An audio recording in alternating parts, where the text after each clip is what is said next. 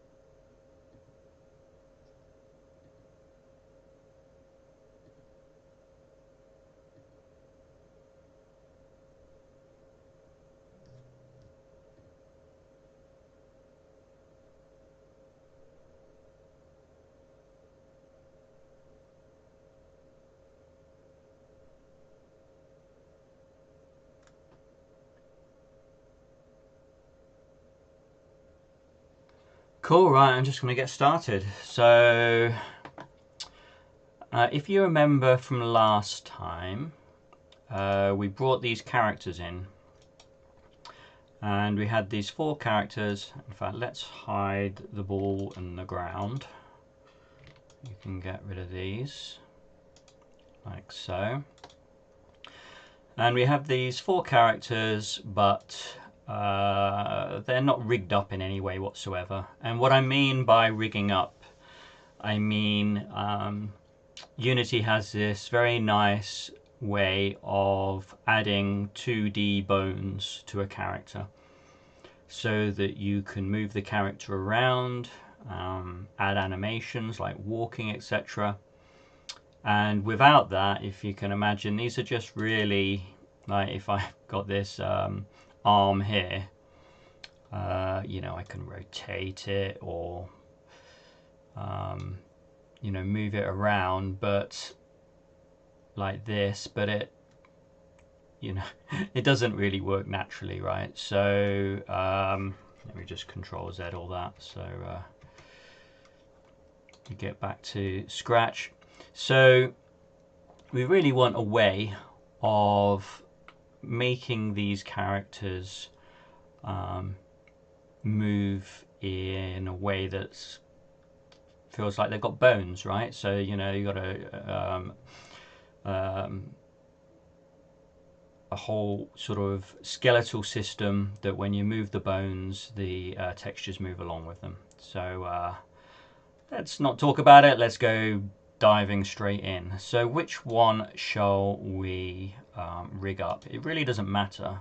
So I may rig up character 2 just because character 2 looks kind of cool, right? So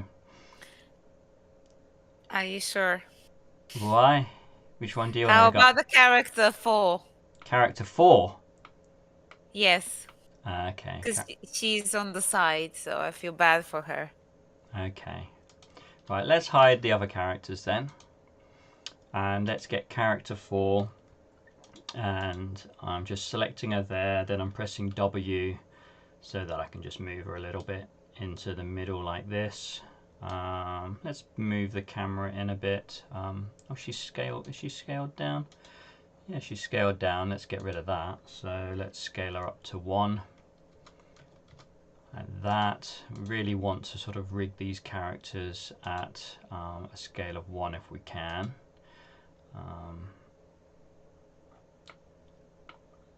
Let's get her in the scene view looking good like that as well. Let's move her down a bit like that. Cool. Right, we can see that character nice and clear now. And let's rig this character. So if we click on the character in our project view, and this is actually, if I right click and show an explorer, we can actually see that this is a PSB file. So this is a Photoshop format that Unity likes for rigging. So our artist Simone has created this character. Each well, let me show you. Each body part is on a different layer. So we have the front arm, the head, the body, leg front, leg back, arm back, all on different layers. And this makes it nice and easy to rig. Okay, so if we open in our sprite editor by clicking this button here, and we don't want this view because this view, everything looks kind of higgledy-piggledy, right? But for PSB files, we have this pretty cool skinning editor. So let's click on that. And now we have... How do you get a PSB file? So a PSB file can be exported from Photoshop. It's essentially very similar to PSD, and actually you can export as PSD and rename the PSD as PSB, and that actually works, weirdly enough.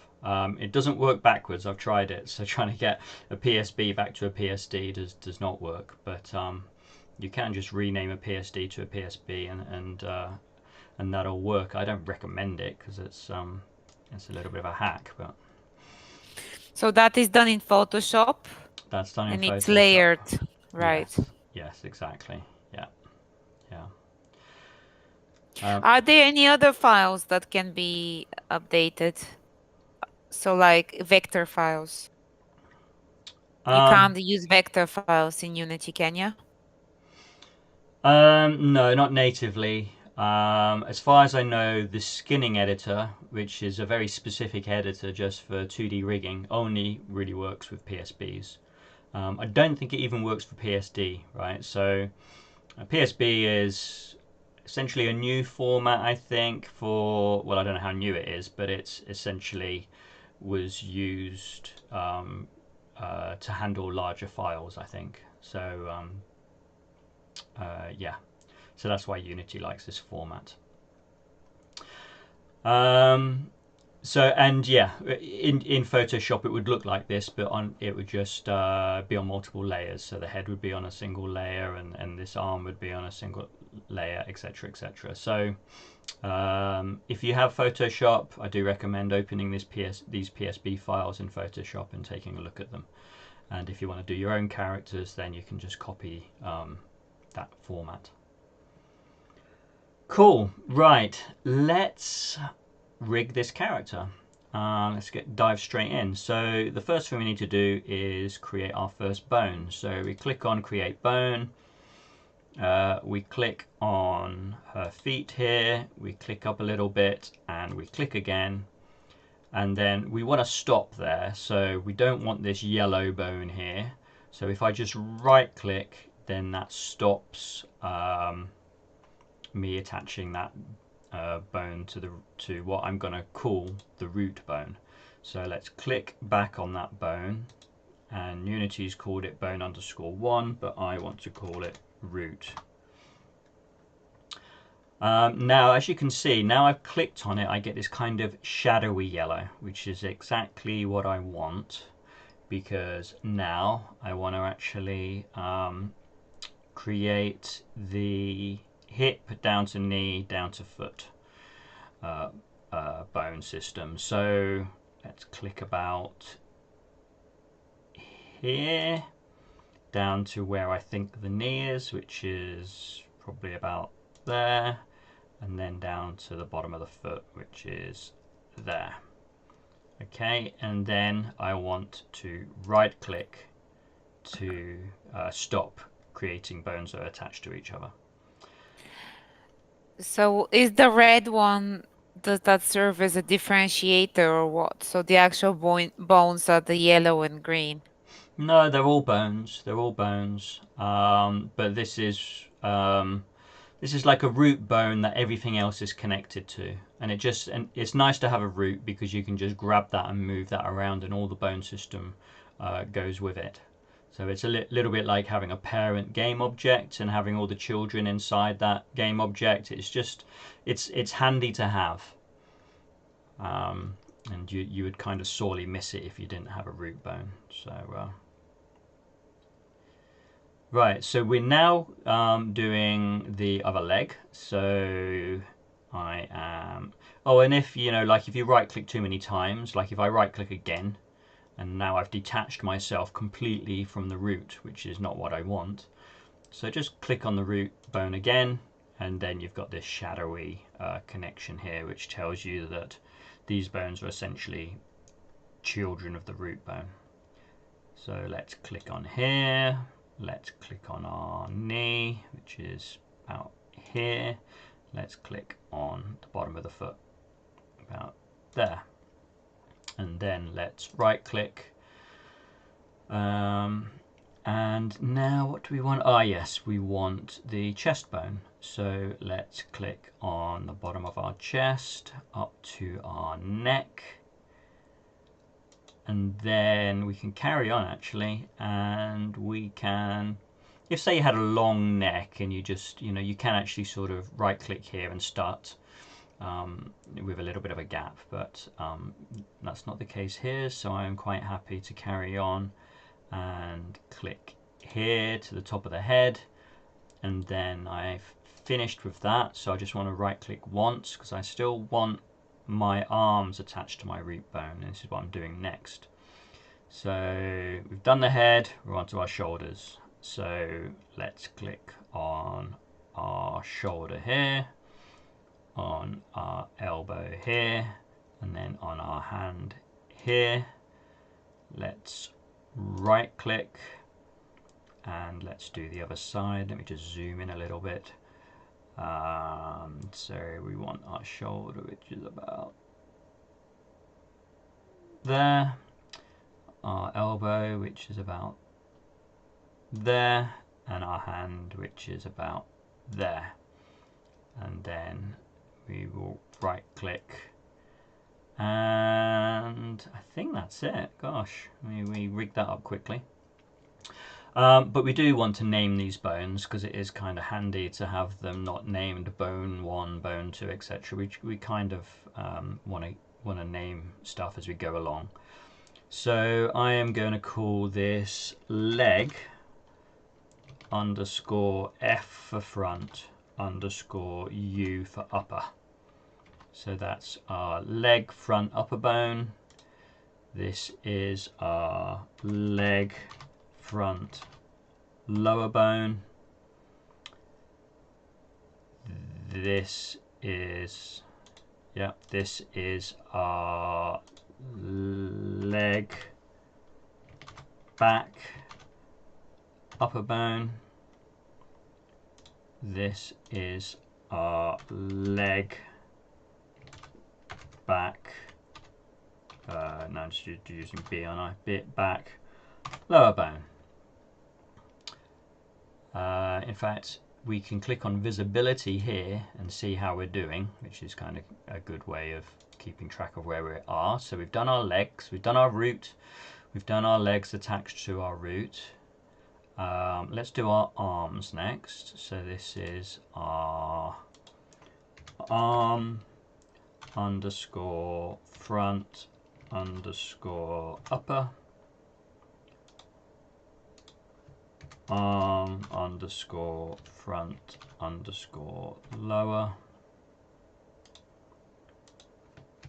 arm underscore front, back underscore upper, arm underscore back underscore lower. So we've done our arms, but what are we missing? We're missing a couple of bones here. One of them is our chest, and one of them is our head. So that's pretty cool. We've actually labeled all the bones in our body.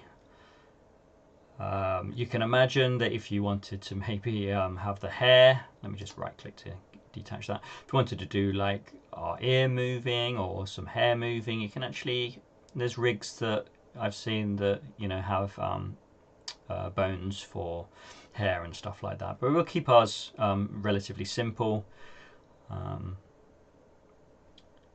So let's move on to attaching these bones to our textures, because if I preview our pose now and I move these bones around, they don't actually move our head or anything, and we don't we obviously want the main reason why we're doing this whole bone system is so that we can move our textures around. So what we can do now is we can click on weight slider. We can click on, let's say, the head, or double click, and we can actually, our head bone is already highlighted, so that's all we need to do, and we just need to move this amount all the way to 1, and now we can move our head. Pretty cool, huh? Let me Control Z to undo that movement, but don't do it twice, because we do want that that texture attached to that bone. That's cool. Let's do an arm now, right? So let's zoom in a little bit, and let's it does seem to need a double click to highlight these textures, and we've got our arm front upper bone already selected, so let's just whack our weight to 1, release, and now we have our arm. Say hello. Hello. Cool. Now we want to attach our lower bit of our arm, so let's whack this up. Let's check that. Ooh, okay, that is probably not what we want. It looks a little bit macabre, so let's just one Control Z, because we're actually kind of fine with that, but we just need to hit another button or two. So we want to, with this bone highlighted, we can actually click on auto weights and generate, and you can see there, this color changed here. And what this kind of cleverly did was it assigned this bone to the vertices around here, but it won't move these anymore, right? Which is pretty clever of it. And we can just, look at that, pretty cool. Maybe not perfect, but I think it'll do. Oh, wow. For our purposes. How did it, why did it do that? So what was the command again? It was auto weights and then generate, and then it does some fancy algorithm that kind of figures out, okay, the vertices near this bone want to be moved with the bone, but the vertices away from the bone probably don't want to be. So it kind of figures that out automatically, and it does a pretty good job, to be fair. And there's all these weight brushes and things that you can play around with. I'm not going to go too deep into that. I mean, there's plenty of videos on YouTube that go in depth into these, but you know, we're just trying to get something, you know, up and running, and you can play around with this for hours, but these results are pretty well good enough to for most cases. Right, let's do the other arm. So if we double click on that arm, we actually want to go back to weight slider. So remember to do that. Click back on weight slider, and we do have this. Then we do need to click on this upper bone here. Whack this all the way up to 1. Yeah, hello.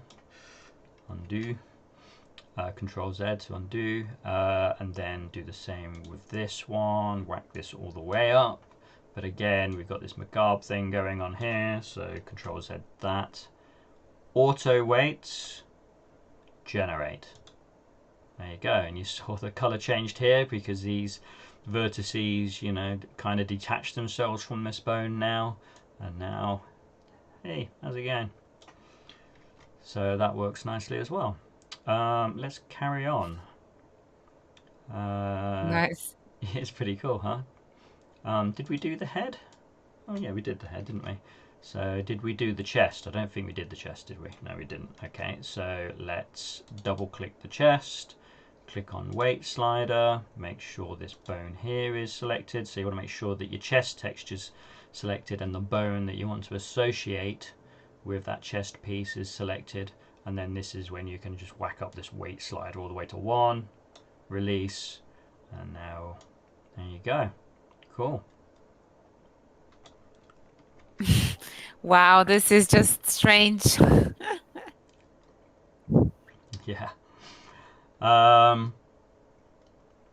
Right. What are we doing next? So,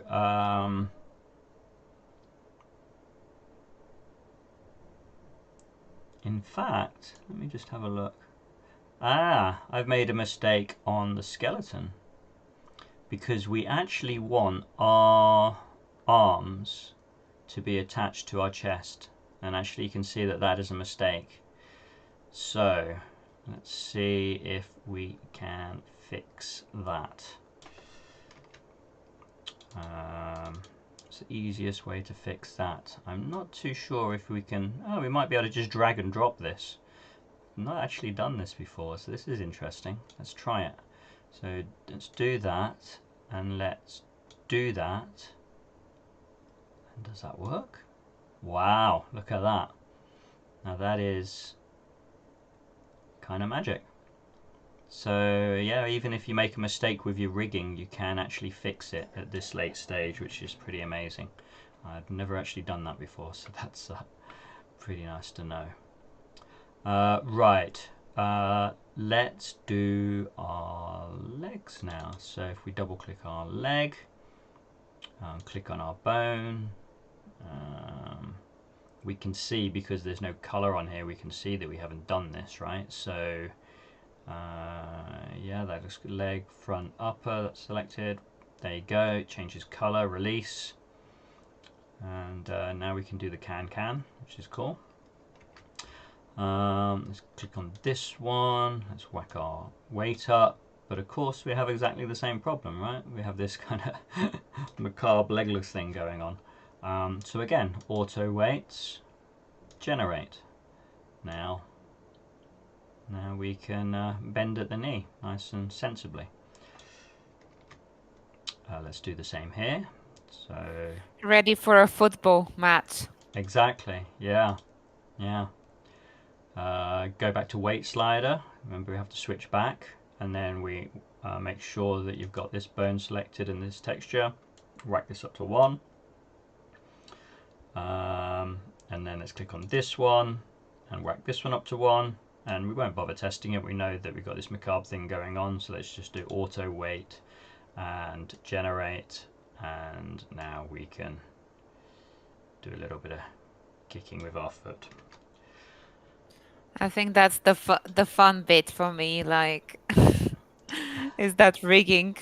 But that's because I'm a visual person, so. Yeah, definitely. It's a nice break from the from doing all the scripting and stuff. And it's quite funny that as a developer, you know, I do appreciate these lulls in coding where you can actually rig something up and do something visually for a change. It's quite nice. So let's apply all that so we don't lose that. And I think we're pretty good. Let's close that. Let's open up our character 4 and let's click on it, and there you go. You see we have our bones here, and let's check it out. So hey, how's it going, Anna? What's going on? I'm gonna do a bit of headbanging here. Dum, dum, dum. You're the ultimate puppeteer, Morgan. Exactly, yeah. And we can select the bones in here as well. So I can click on them here, But as you can see, these two, this hierarchy in the scene kind of keeps in sync, which is nice. And so I can click on the arm and you can see that this arm front here is highlighted, and I can say hello like this, which is kind of cool. And if I click on this one, cool, like strumming a guitar or something. I don't know what I'm doing there, but yeah, cool. Right. But what about our other characters, and do we have to do all those as well? Well, let's have a look. So if I... Oh, hey, Kit. Yeah, you missed quite a lot. The boning of everything. I But don't... maybe, Morgan, you can do a quick recap. I don't think you can say boning, Anna. It's it's You've got to rigging. cut this one. It's rigging. Yeah, well, putting the bones in. Yes, yes. Rigging. Yes, Okay. yes. If you want to see what we've been doing, Kit, we've been basically enabling our character to headbang, like that, or to let's do that one, or to kind of say hi, hey, how's it going? So that's what we've been doing. But now we're looking at our other characters, right? Because we've got 3 more characters, and it might be in your game that eventually you've got lots of characters, right? So what's the process of, I mean, do we have to do that all again from scratch? Well, the good news is no. And let me show you, but you do have to do something, and let me just go through that with you. What do you mean that for 10,000 collection we wouldn't have to do this 10,000 times?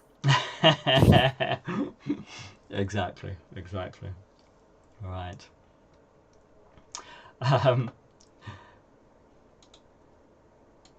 Okay, right. So the easiest way to get our rig from this character to this character is to do the following. We open up, no, not that. We click on Sprite Editor. We go to Skinning Editor. We have our rig here, and we simply click Copy Rig. And then, let's see if I can get, yeah, so we click on character 3, and we do Paste Rig, which did not work totally because we have to click, yes, because we have to click on this.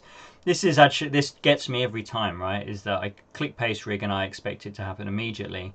And then, Anna, what do you think? This UI is not that great, is it? That this just appeared down the bottom right here. So yeah. I mean, I'm not surprised. I mean, this is not the first thing UI-wise that is not great in Unity. So Yeah, it's not great.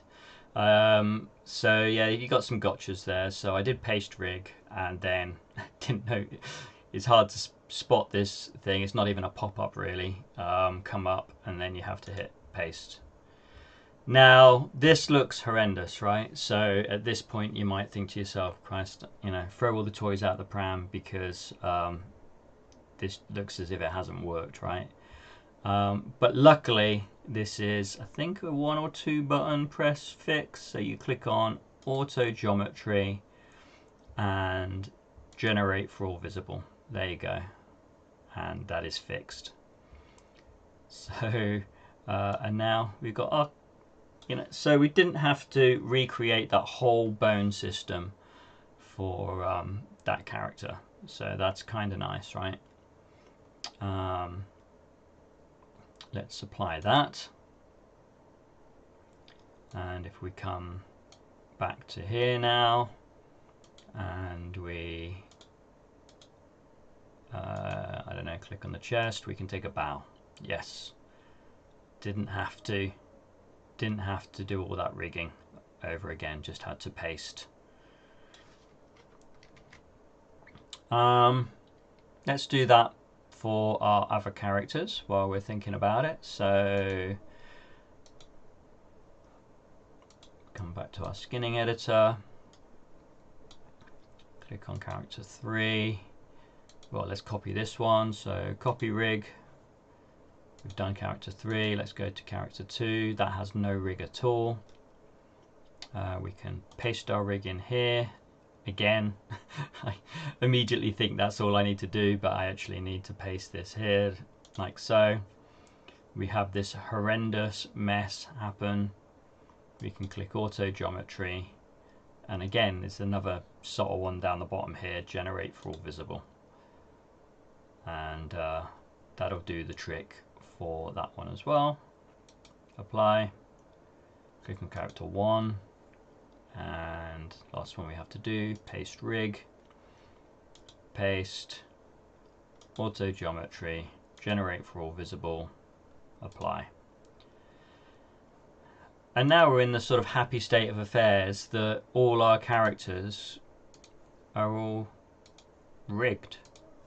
Some are smaller than others, and actually this is good, isn't it? Because you know you can have kids, yeah, and this would.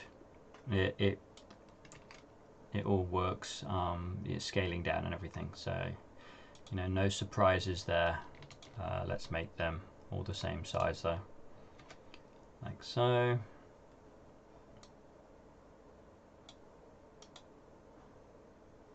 What if you do want to change them a little bit, so it's a bit different for each?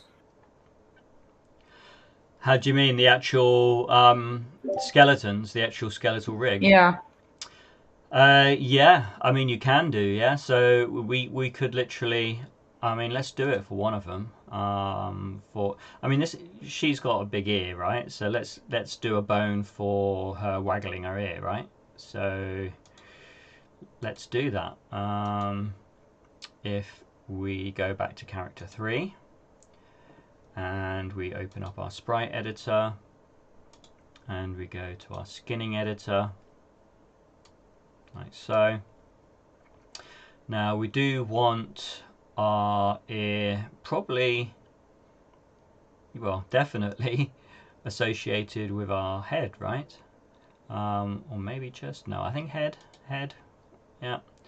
And so we want to click on create bone, and then make sure that our head bone is selected, and then let's click on here and here. Now I actually know that this is not going to work, and the reason why is that the ear is not on a separate layer, but I think we might be able to fake it a little bit. Let's see. So let's click on this. Let's click and call this ear. This is, you know, winging it a bit here. And let's click on weight slider. And of course we know that our head moves like this. But what if we click on that, click on auto weights, and see if this works? I got a feeling it might not. Wait a minute, we need to click that and that. There you go. Let's try that. No, I don't think it's going to work. And this is because this ear is not on a separate layer. But if we had that ear on a separate layer, I mean, that bone could control it, and that would work fine. I mean, we can try with the weight brush and see if that works. Let's do the weights. I think the next update of Unity should include an AI that can really see what is here, what is not, and just you don't have to do different layers. It just kind of knows. Yeah, you see, because it's trying to there, right? But it's not quite clever enough to figure out, you know, because it would have to draw some more vertices around this ear, and yeah, it's not really going to work. But yeah, I mean, this is a pretty impressive tool as it is, and yeah, maybe in the future with some AI and everything, it could do a lot of this stuff more automatically. It's not quite there.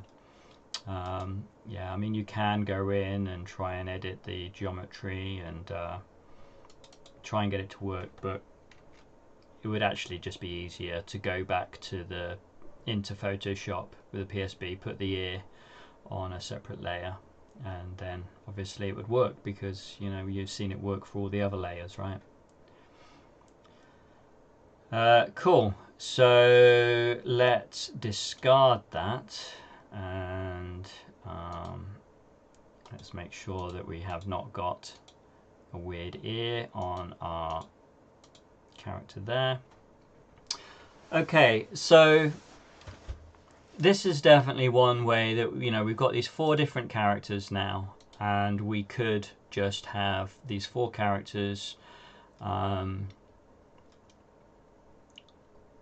in our game, and that's kind of no problem at all, really.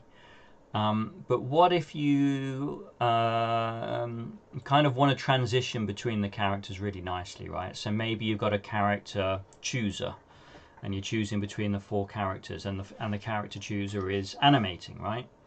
Well, to keep all the animations in sync, I mean, it is possible, but it may not be ideal, right? I think I've seen this somewhere. Was it I think, what was it called? Rogue Fox Guild? Like, I think they have like an avatar viewer or something. Like, you know, you can see all your NFTs and they're all like moving similarly to one another. Exactly, yes. I may have solved this problem before, perhaps in a slightly more complicated way. So, but I will show you the basics of being able to swap your sprites out. And there's quite a few different ways you could approach this, but let's just have a stab at it, right? So what we want is, we actually want what we call a sprite library. So I'm actually going to create another folder here, and what happened there? Create folder, and let's call this sprite libraries, like so. And we will right click on here, and we'll create, and you need to go under 2D and sprite library asset, this one here. Let's click on that. And which one are we doing first? We're doing character 3, aren't we, for some reason? So let's just call this char underscore 3.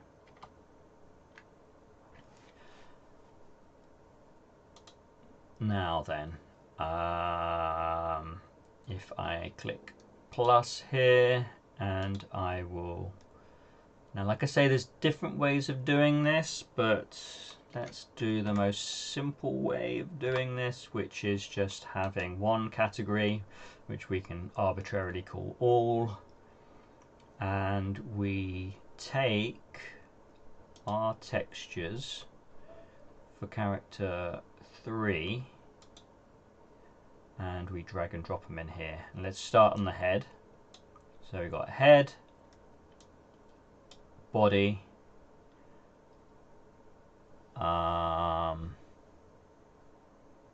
let's do, doesn't really matter, let's do arm, or let's do arm front, arm back, leg front, leg back, like so. Let's just extend that a little bit so we can see that what's going on here, and let's apply that. So we now have this sprite library for character 3 that has all our images in for each body part.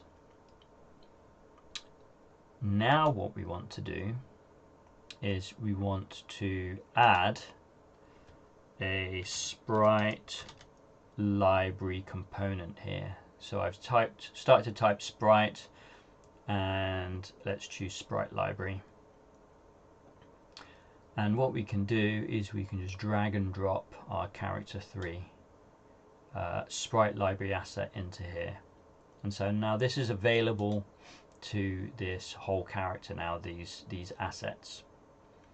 And we want to do one more thing now, which is if you click on arm front and then shift click on arm back, so we've selected every single sprite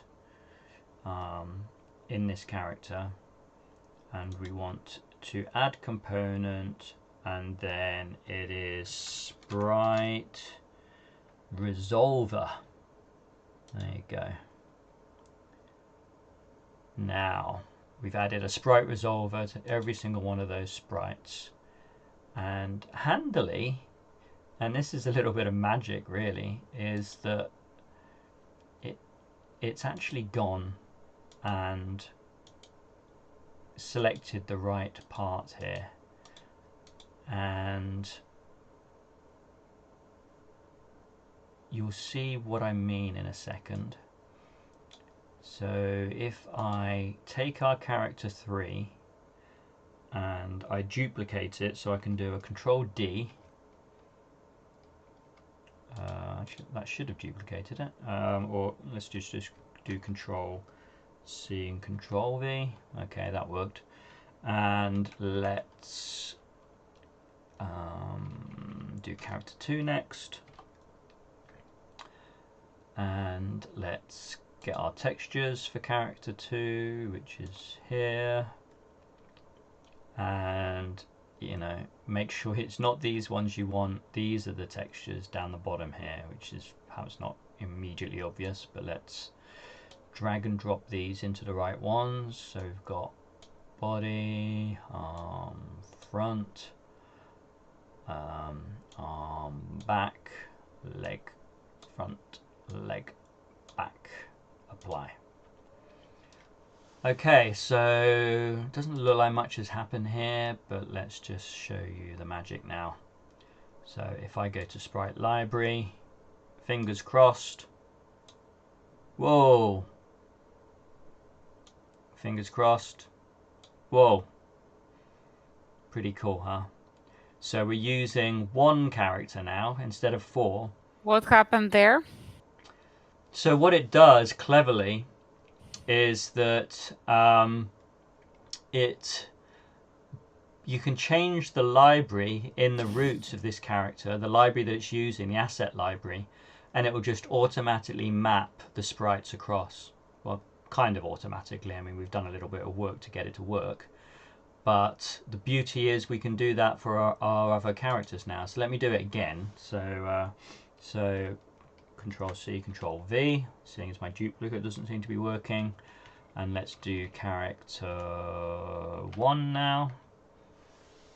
So now with character 1 highlighted, we go back to our textures. Let's close these so I'm not confused. Open up character 1. And let's just drag our character 1 assets over. So head, body, arm front, arm back, leg front, leg back, apply. And let's have a look again. So character 3, go back to our library. Whoa, we can now morph seamlessly between all our characters. And the beauty here is, of course, you can do this in code, no problem at all, right? And no need to keep things in sync or disable game objects or anything like that. It's using this skeleton. And so if you've move the leg, let's just do it. So if we move the leg like this, and then we whack on character 1. There you go, in exactly the same pose, which is pretty awesome, huh? Yeah. You don't sound that impressed, Anna. No, it's pretty cool. Yeah. So that person is running now. There you go. A little bit of a. There you go. It's on the march. And Whoa! exactly, that's what I was looking for. Look at this. Oh my god! This is amazing, huh? Wow. Well, let's just finish. It's pretty cool. It is pretty cool, isn't it? Yeah. And the illustrations are fantastic. So yeah.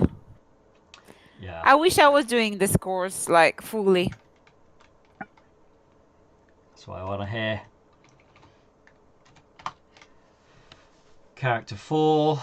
Go back to our textures. Let's open up character 4. Again, make sure it's these bottom ones you're dragging and dropping, and let's just drag and drop. Character 4, like so. Body, arm front, arm back, leg front, leg back, apply. And there you go. Well, that was the one we've already got. This is character 2, this is character 3, this is character 4. And so, as you can imagine, that's extremely powerful, right? That's using some pretty impressive tech on the Unity side. Definitely in the past you would have had to have gone to an external program like Spline. I think there was one called Puppeteer. There was a few different external tools that are still around, you know, that are still very good. And the advantage of external tools is, of course, you can use them in different game engines and things. So if that's something that you need to do, then an external tool would make more sense. But this is very nice if you're working completely inside Unity. Then there's really no reason not to use a powerful tool like this.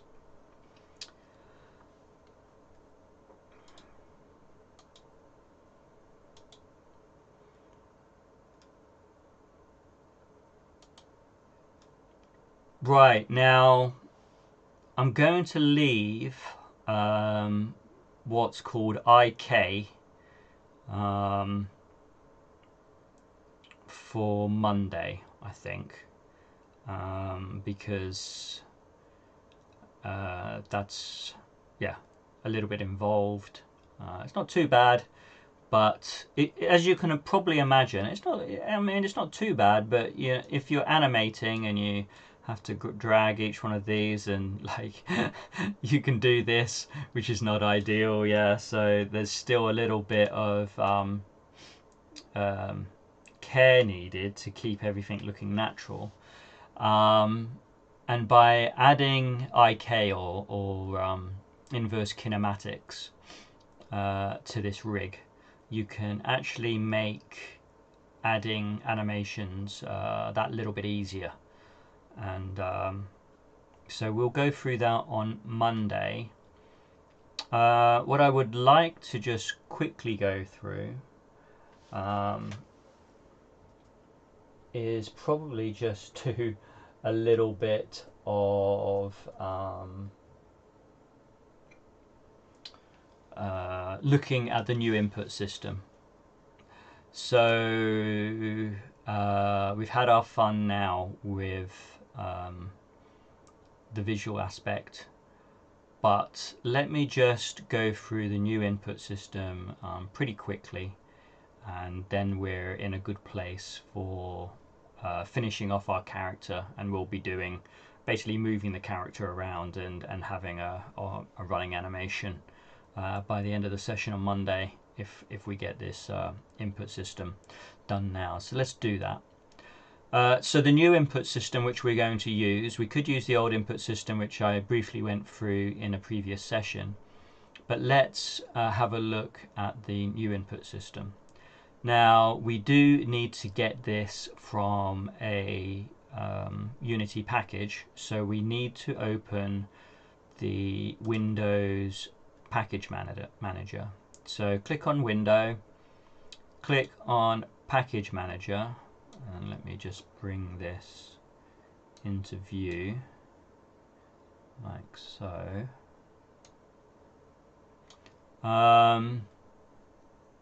And if we click on this little drop down here, we want to go to Unity Registry, and the input system, the new one, is just called input system, and it's here.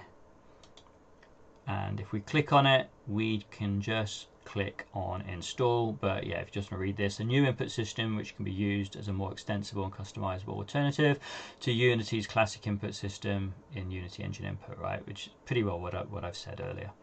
So let's click on it, click on install, should I say.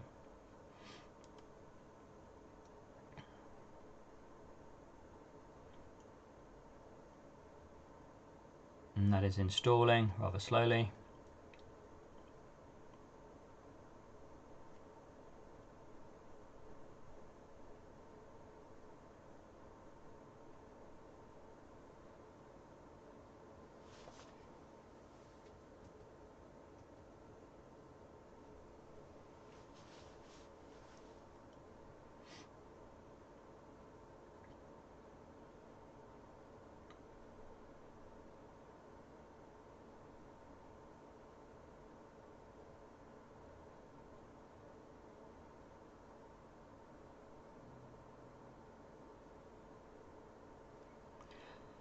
And this says, do you want to enable backends? So we'll start the editor and disable the old engine input system. Yeah, this is, we want to say yes to this.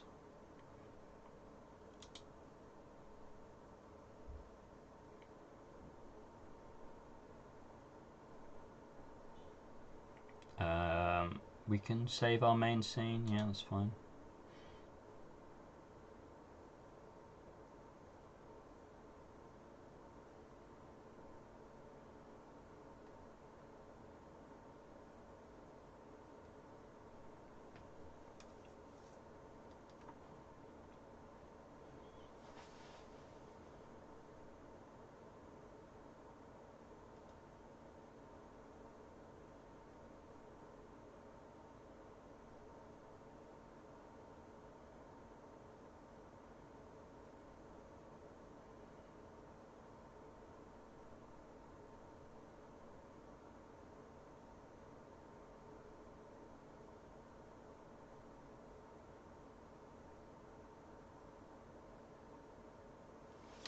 Cool, so that has brought in our new input system. We can actually now close our package manager, and what we now want to do is, let's choose one of our characters to move. This one will do. And we actually now want to add a component, and let me think, what's this called? This is called player input, I think. Yeah, player input. Yeah, so this is a kind of helper component for the new input system, and it actually gets things up and running reasonably quickly. So the next thing we want to do is click on create actions, and we want to save. It's asking us, let's just put that in the center of the screen so you can see that more clearly. It's sort of saying create input actions asset, and let's put that inside game, and let's call this we'll just call this input. like so, and stick it in there. Save.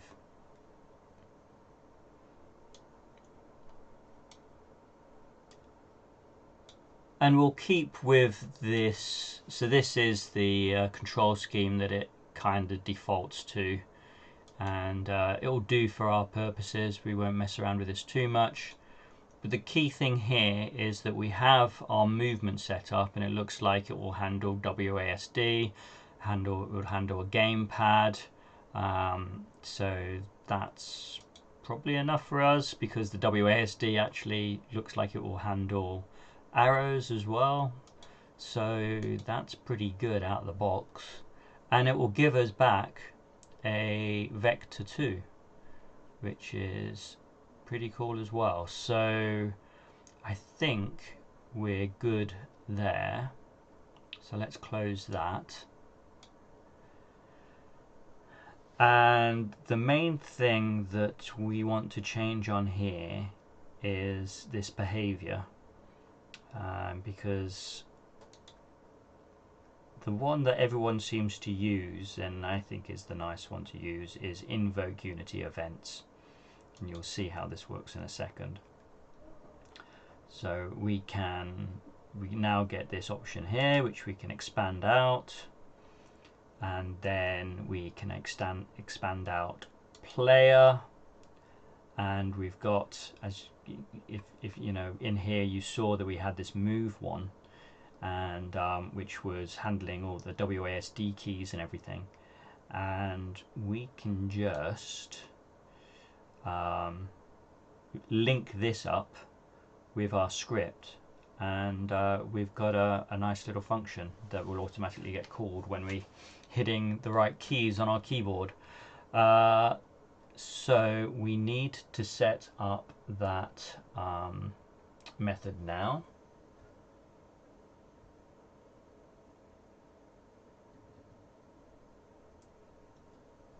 So let's do that. We do have a move script on here. We're calling it move ball. I think we'll create another script that will call move character, or move 2D. Let's call it move 2D. Move 2D. There you go. 2D. Get there eventually.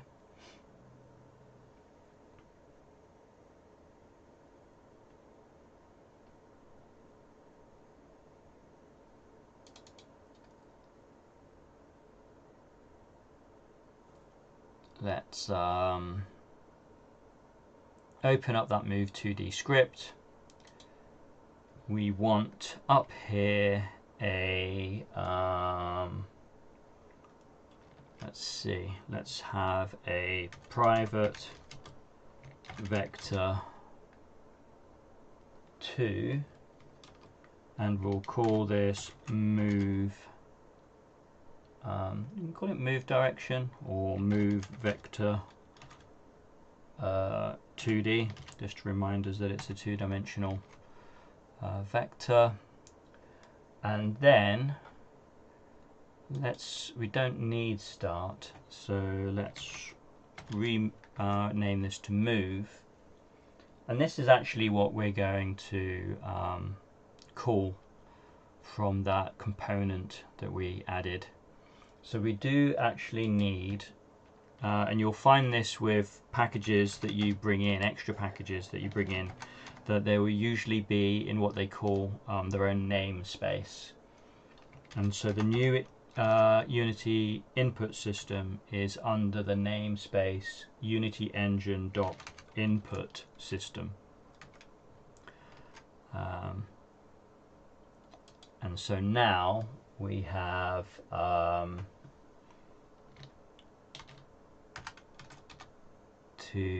let's see, so it's input action,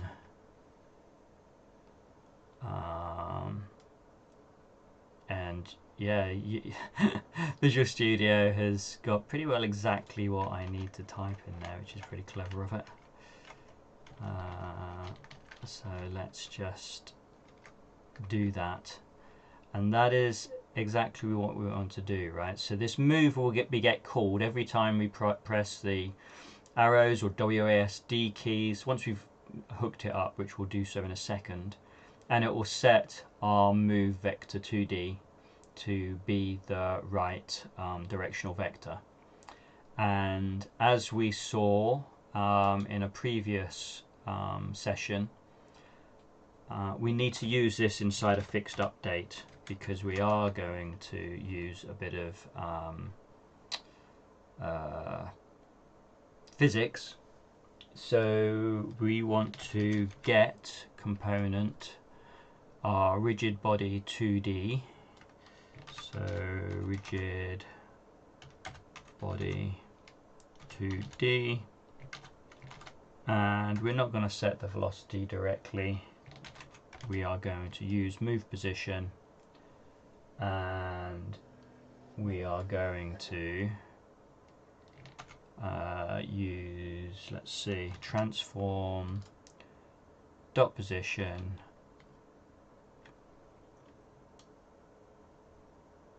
that looks kind of exactly right, except we need some speed in here as well, don't we? Because we might want to change the speed of our character. So let's do public float speed, and let's multiply this by speed, and let's change this delta time to fixed delta time, just to be on the safe side.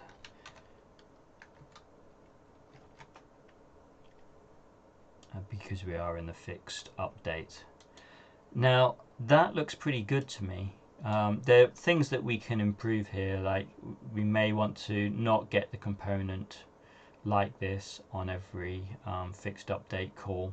We might want to cache this out on a wake. But we can do that later. Let's not worry too much about that. It's just an optimization. Let's now hook this up. So we should be able to hook this up now. If we go to character 3, and we need to go open up our events again, player, and we want to actually hook up our move ball script here. Not move ball, gosh. Where's our... yes, we haven't added this right script, have we? Let's remove this, and we want to add our move 2D, and that's what we want to add here. So let's drag and drop that in there. Let's choose move 2D, and I would be expecting to see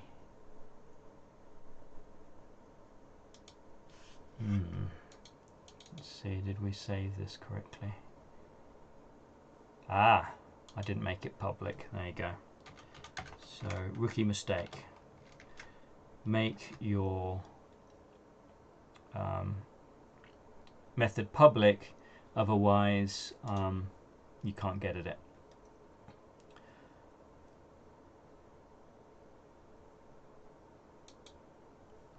Let's try that again.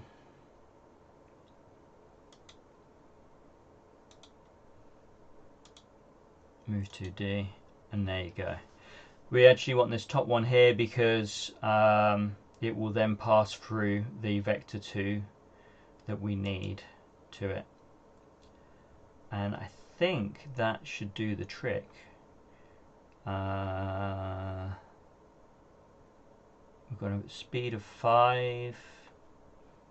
Have we got a rigid body on here? That's probably maybe something we're missing. Yes, we are missing it. So yeah, if I hit play now, let's just do it so that you see the error, but that's the reason that we haven't got a rigid body on here. So it should complain. Yeah, you can see. Trying to and it's also complaining that we're using the old Unity system here. So we've obviously got our move ball script on all these, which we need to remove because it was using the old input system and it's not going to be happy with that. So let's just go along and do that. Remove those. If we've got anything else, let's remove it from the board as well, and save that. And it should complain now about the rigid body, hopefully. Let's see what it does. Yeah, there you go. Missing component exception. There's no rigid body 2 attached. Let's fix that. Add component. Rigid body 2D. And we don't want gravity. So kind of remember that you need to turn gravity off. Just put 0 in there. Everything else should be happy. Let's save, let's hit play and keep our fingers crossed. Yay, there you go. So we have our girl moving and she's kind of moving left and right. Oh, there are 2 of her right now. There is 2 of her, yeah. One that's actually the others are zombies. Yeah, they can actually be shot. So we can actually take those and just. I thought this her twin sister. Yeah, no, we can kill those. We don't need them. We have all we need in our one little character here, so we can actually rename this. We can just rename this character, to be honest, and. Yeah, we've got everything we need here, which is cool. And yeah, if you want to kind of see where we're going with this, we'll want her to be, you know, smaller like this, and moving around like that, and being able to swap out the character like that, which is cool, huh? Oh, wow. Yeah. But I do like also a bit larger, so you can see the detail. Yeah, yeah. But, you know, as you can imagine, for the PvP game, it's going to be a little bit more zoomed out. We need to see multiple characters on the screen. True. Yeah. So we're definitely in a good position for Monday now, where... Of course we're missing the running animation. This is looking a little bit sad that they're kind of skating along here. But the good news is that we have a character rig that, you know, we can animate and definitely that will help us a lot if we don't do that. Oh, look at this. Interesting. So if you wanted to do some Morgan, what? I think you're supposed to show what to do, what not to do. Yeah. Cool. Yay. So hopefully you're starting to see something come together a little bit here, and on Monday, yeah, we'll add the animation, so we'll have a walking around character with inverse kinematics, which will definitely help in adding more complex animations. Well, thanks everyone. Thanks Anna for asking lots of awkward questions. Very cool, and that was a good session. So yeah, look forward to Monday. Nice. And if you guys want to stay for some gaming, we can do that if you want in Hangouts. Thank you, Morgan, for the session. I think that was very entertaining for me. So yeah, I think definitely looking forward to next week as well. Yeah, definitely. Same here.